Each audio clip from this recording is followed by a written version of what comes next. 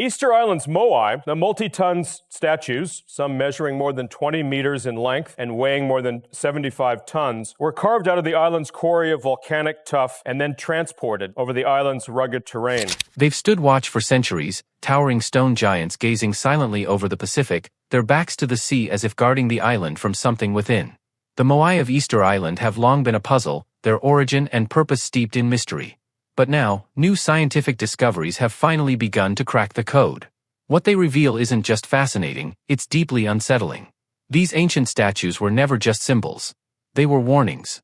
For over a century, the Moai statues of Easter Island have been cast as mute witnesses to a cultural collapse, impressive relics of a lost civilization, but little more than oversized stone heads planted in the earth.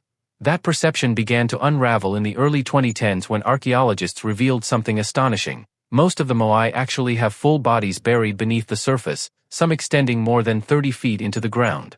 While that revelation was enough to stir public imagination, it was only the beginning. In the last 5 years, a new wave of excavations has exposed a far darker, far stranger layer of history beneath the surface, one that has left even seasoned archaeologists shaken. In 2023, a multinational team of scientists and researchers returned to Rapa Nui, Easter Island, with more advanced tools and a controversial new theory that the Moai were more than monuments, they were covers.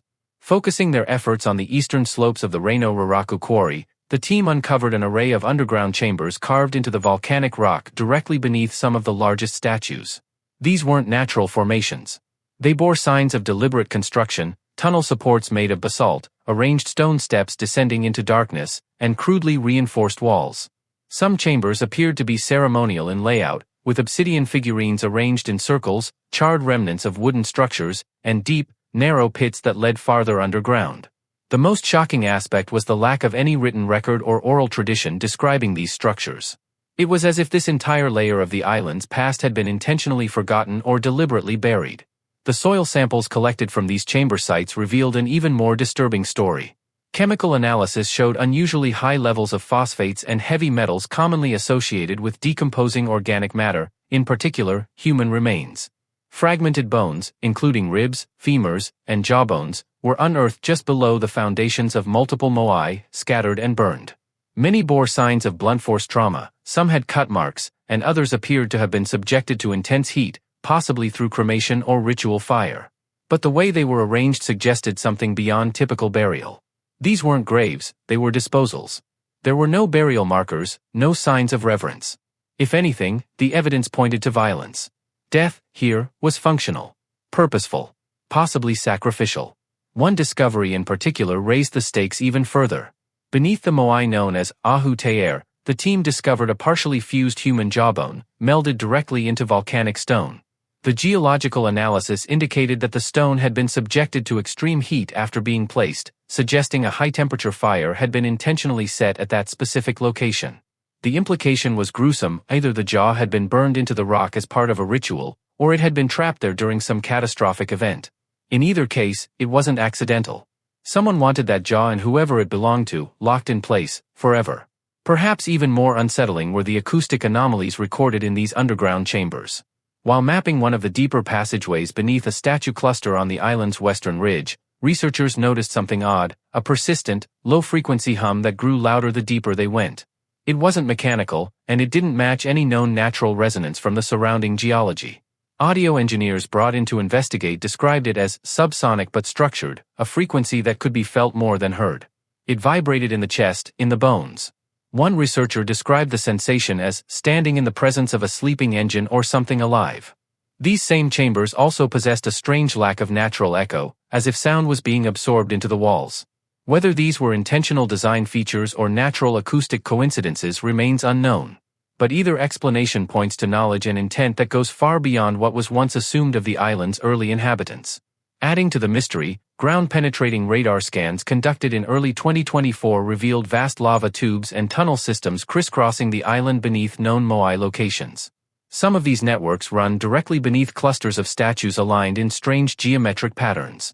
Several of the tunnels appear to be modified, widened, or supported with stone and terminate in what look like artificial chambers, many still unexplored. If these Moai were merely ceremonial, why go to such lengths to bury them atop tunnel networks that had no apparent purpose above ground? One theory now gaining traction is that the statues were not memorials at all, but seals, heavy stone guardians placed deliberately to cap, monitor, or contain the structures below. Dr. Lena Morrow, one of the geologists on the recent expedition, described standing in one of these chambers as disorienting in a way I can't explain. She said, "It wasn't just silent, it felt like sound didn't belong there. You could hear your own heartbeat like it was echoing through your skull. And under the central shaft, there was this hum, this deep vibration, that no one could trace. It didn't come from any single direction. It just was." What started as a curiosity about ancient stone statues has now become something more like an archaeological horror story. With each layer peeled back, it appears the Moai were not just relics of cultural pride or religious reverence, they were functional. Built for a purpose, aligned with something deeper, and possibly designed not to honor the dead, but to keep the living safe from what lay beneath their feet. But who were the people that built these colossal guardians, and what exactly were they trying to contain? Long before modern scientists arrived with drones, scanners, and soil probes, the Rapa Nui people already had an explanation for the Moai, and it wasn't peaceful. Passed down for generations through oral tradition, the island's most enduring legends speak of a bitter struggle between two castes, the long ears and the short ears. At first glance, it reads like simple mythology, the kind of symbolic tale you'd expect from any ancient culture. But recent archaeological evidence suggests it may have been much more than metaphor. According to the legend, the long ears were the ruling elite, taller, more powerful, and ruthless. They are said to have enslaved the short ears, forcing them to build the Moai and maintain the ceremonial platforms. Over time, resentment grew. Eventually, rebellion erupted. The short ears rose up, leading to a brutal civil war that ended with the near-total extermination of the long ears. The final confrontation supposedly took place near a trench filled with burning reeds, into which the long ears were driven and killed. For centuries, this story was seen as symbolic, a cautionary tale about power and oppression. But when archaeologists began excavating sites around Poik Peninsula, where the rebellion was said to have occurred, they found something impossible to ignore. Buried beneath the hardened soil were layers of scorched earth, charcoal, and human remains, burned in exactly the way the legend described. Some of the bones were arranged unnaturally, crammed together as if the bodies had been dumped or pushed into fire. Radiocarbon dating placed the mass burning within the time frame that oral traditions had suggested. Even more compelling, DNA analysis of remains across different sites showed two distinct genetic populations, one physically taller on average, with denser bone structures and signs of higher protein consumption, potentially the elite long ears. This was no allegory. The war really happened. And the Moai? According to some Rapa Nui elders, they weren't just symbols of status or ancestors. They were believed to contain mana, a kind of spiritual force or energy that could both protect and destroy. The largest of them were thought to have been awakened, capable of walking, moving across the island through a combination of prayer, ritual, and song. This might sound like fantasy until modern researchers managed to replicate the so-called walking method by tying ropes around the statues and rhythmically rocking them forward, proving it was not only possible but practical. But perhaps the most spine-chilling detail from the legends is what the Moai were meant to watch. In some versions of the myth, the statues were deliberately placed to face inward, their backs to the sea. That has long puzzled archaeologists. Why turn your ancestors away from the vast ocean, the very source of Polynesian identity and sustenance? One version of the answer, preserved in whispers among the Rapa Nui's oral historians, is simple and terrifying. The Moai were watching something inside the island. Something that should never be allowed to escape. It's a claim that's easy to dismiss, until you recall the recent ground scans and the vast, unexplored tunnel systems directly beneath Moai clusters. Suddenly, those legends about watchers and containment don't seem so far-fetched. Especially when combined with the fact that many of the Moai have been found standing above or near entry points to underground chambers, some now proven to contain signs of ritual activity, fire damage, and even human remains. Further supporting the cultural-spiritual connection, some of the obsidian carvings found in the buried chambers resemble figures from Rapa Nui petroglyphs, elongated faces with hollow eyes, hands placed over the belly, and wide mouths frozen in either agony or awe. These symbols match closely with depictions of aku-aku, ancestral spirits said to guard sacred places and punish those who disturb the dead. Could the Moai themselves have been seen not just as monuments, but as vessels for these spirits, anchoring them to the island, keeping them quiet and contained? In light of these revelations, the line between myth and reality becomes blurry. What if the Rapa Nui weren't telling stories to explain their past but were desperately preserving warnings for the future? What if the Moai weren't simply about who held power but what had to be kept under control? If the builders of the Moai were desperately trying to lock something away, how exactly did they do it? It's easy to underestimate the ancient world. We often imagine early islanders as tribal, primitive, and improvisational, surviving more than thriving. But Easter Island's Moai challenged that narrative at every turn. These were not crude stone stacks hammered together with guesswork. They were precision-engineered monoliths, carved with skill, moved with intelligence, and positioned with intent. And when modern experts tried to reverse engineer how it was done, they didn't just find a method, they found a system. A system built by minds that knew far more than we've given them credit for. Each Moai is a masterpiece in its own right. Weighing anywhere from 10 to 90 tons and standing up to 33 feet tall, these volcanic tough giants were carved in the Reino Raraku quarry, often directly into the rock face. But what stunned modern researchers wasn't just their size, it was their uniformity. Across hundreds of statues, the faces share precise proportions, symmetrical features, and consistent scale. That level of standardization implies measurement systems, templates, and repeatable techniques, not what you'd expect from a scattered tribal society without metal tools or written language. In 2022, a joint team from the University of Chile and MIT performed laser scans of several Moai statues and the surrounding quarry. What they found blew past all expectations. The chisel marks on the statues weren't random or irregular, they formed consistent patterns, with microabrasions suggesting the use of hardened stone tools that were applied with incredible control. Even more baffling, some of the marks resembled techniques seen in stonework from regions thousands of miles away, such as the keystone cuts of ancient Peru, or the smooth, scoop-like shaping found in Egyptian obelisks. How could such similar methods appear in cultures that never had contact? And then comes the biggest question of all, how did they move them? Early theories involved sledges, rollers, or even mass deforestation to create wooden transport systems, theories that, in hindsight, seem both desperate and condescending.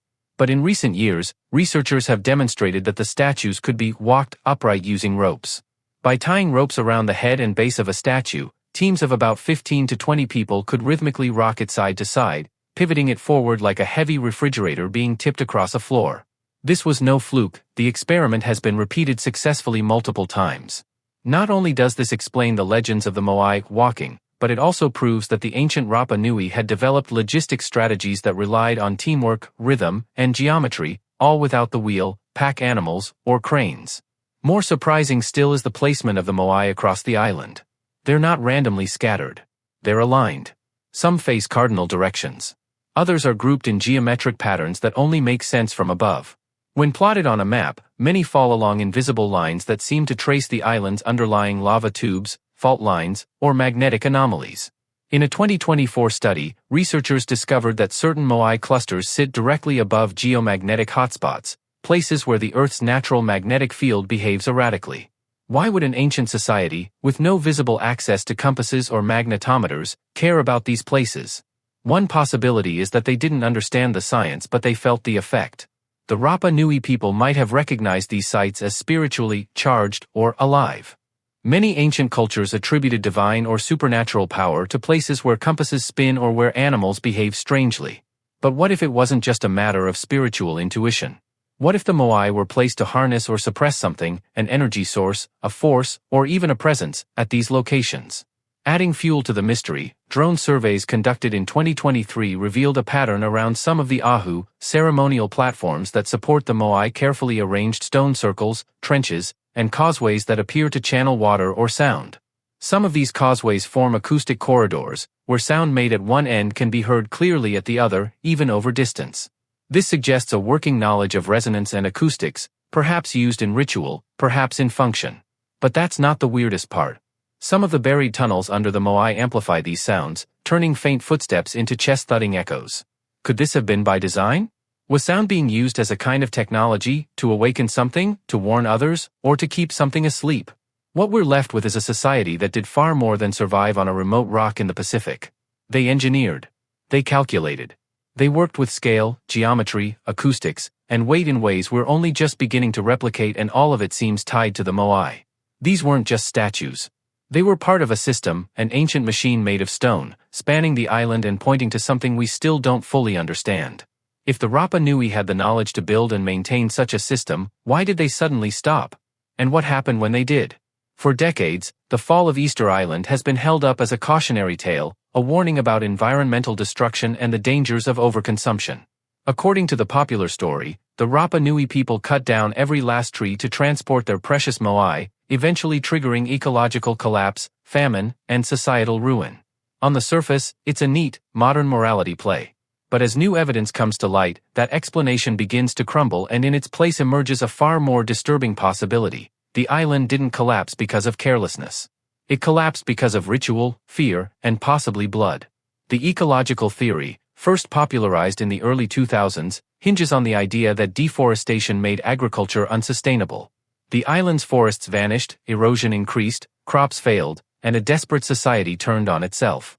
But in the last 10 years, paleoenvironmental researchers have taken a closer look at the island's pollen records, sediment layers, and climate models, and the results don't match the story. Tree pollen, for example, doesn't vanish gradually as you'd expect with slow deforestation. Instead, it drops off abruptly, suggesting a sudden, possibly catastrophic change, not the slow grind of misuse.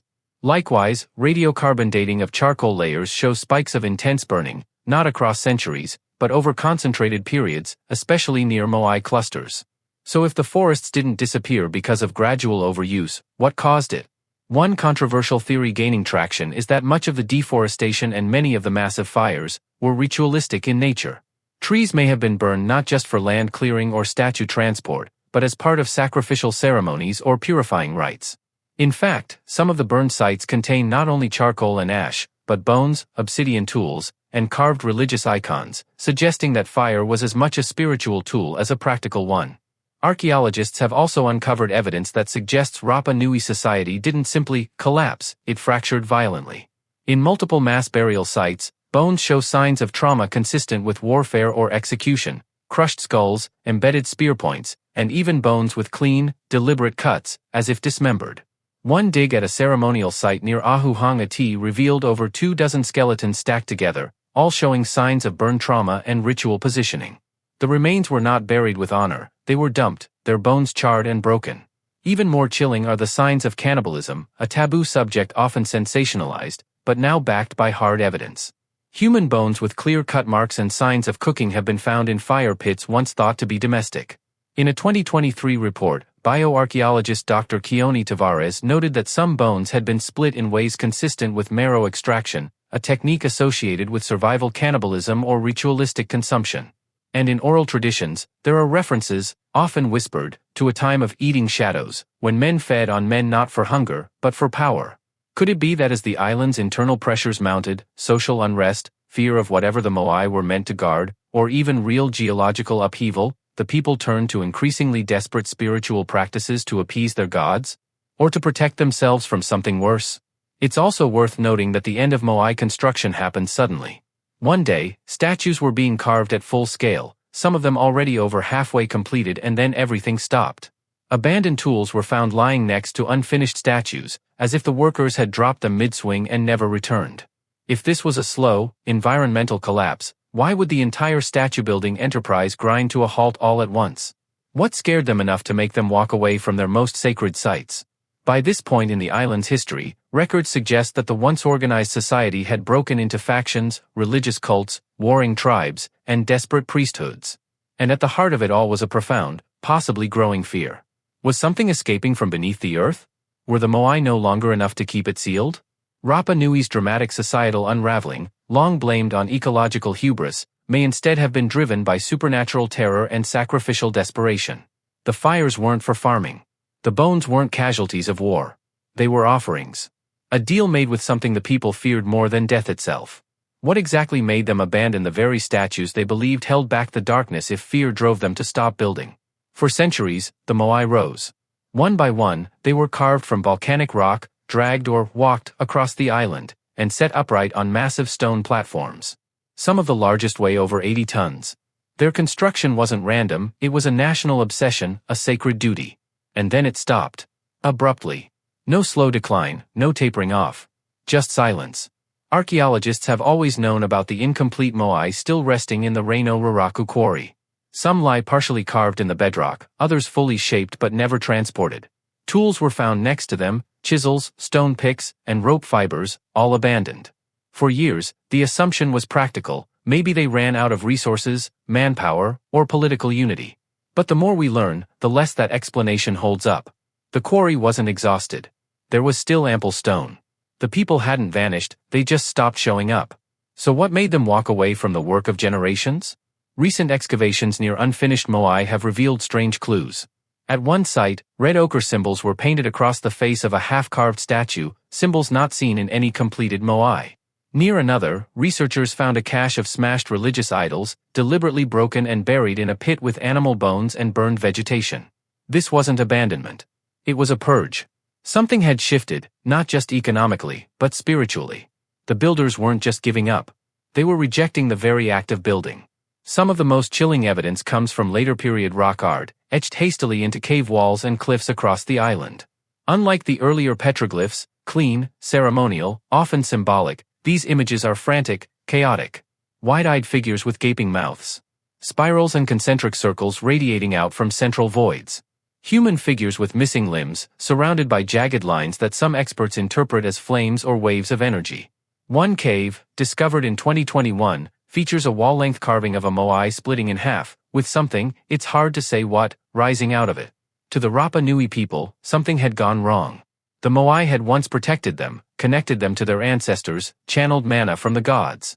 But something changed. The energy shifted. The statues, once revered, were now feared.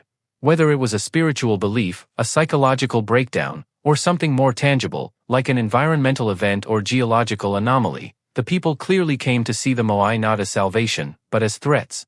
That fear left deep scars. In some areas, toppled statues lie face down, intentionally pushed over. It wasn't enemy action or colonial destruction, it predated European contact. In some oral traditions, it said that certain Moai had become angry, their mana corrupted. Elders warned not to go near them. One story speaks of a statue that spoke in the wind and caused illness to anyone who slept near it. These stories, once dismissed as superstition, now seem to echo the real psychological terror that gripped the island in its final years of monument building. And then, just as suddenly as it all began, the Moai were no longer touched. The culture fractured. The Birdman cult, a far more brutal and secretive religion, rose from the ashes. Rituals moved underground, into caves and volcanic tunnels. The Moai were left to weather. Watchers, once sacred, were now abandoned. Their eyes, originally made of coral and painted pupils, were removed or destroyed, leaving them truly blind for the first time in centuries. The people didn't just stop building. They walked away from their gods. And the deeper you go into the ruins, the stronger the feeling becomes. The Moai weren't simply abandoned because they failed. They were left behind because they succeeded and in doing so, revealed something too dangerous to face.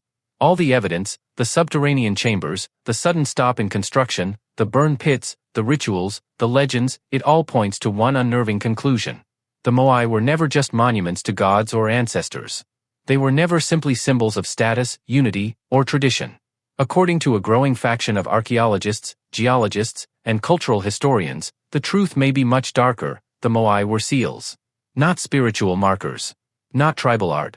But locks. This theory, once dismissed as fringe speculation, is now gaining serious academic traction. It suggests that the Rapa Nui people weren't building to glorify the dead, they were building to contain something alive, or at least something they believed had the power to affect the living. Not in the sky. Not across the sea. But beneath their feet. It sounds like science fiction, until you look at the data.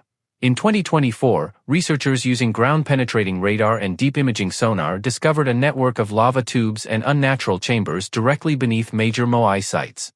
These weren't random formations. Many had been reinforced, carved, even marked with glyphs. One central cavern, buried under a line of toppled statues near Anakina, appeared to contain a central shaft lined with basalt slabs, each etched with symbols that don't match any known Rapa Nui language. The shaft descends into darkness and remains unexplored. Some believe these shafts weren't meant to contain energy but to trap something. Something ancient. Something dangerous. If this theory is correct, the Moai were strategically placed like plugs in a pressure valve, immense stone guardians set atop sites where the boundary between surface and depth was weakest. The strange magnetic anomalies, the subsonic hums, the localized tremors recorded beneath these locations, all begin to make more sense when viewed through this lens. The statues weren't idols. They were part of a containment system. And when the people of Rapa Nui sensed that the containment was failing, that the mana was no longer keeping the darkness in check, they panicked. They turned to fire, blood, sacrifice. When that didn't work, they fled the system entirely. They buried it in silence, hoping no one would dig too deep. The implications of this theory are enormous. It reframes the entire story of Easter Island, from a tale of ecological caution to something far more primal. A survival story. A last stand. The island wasn't a paradise ruined by its people. It was a battleground, and the Moai were its front line. One researcher, speaking anonymously, put it like this: the deeper we dig, the more it looks like the Moai were suppressing a threat, not just symbolically, but literally. Something beneath the island is wrong. It doesn't match natural models. We found geological evidence of heat signatures, vibration patterns, even pressure pulses that suggest something is still active below. And the scariest part? Some of the statues have fallen. They weren't designed to tip over.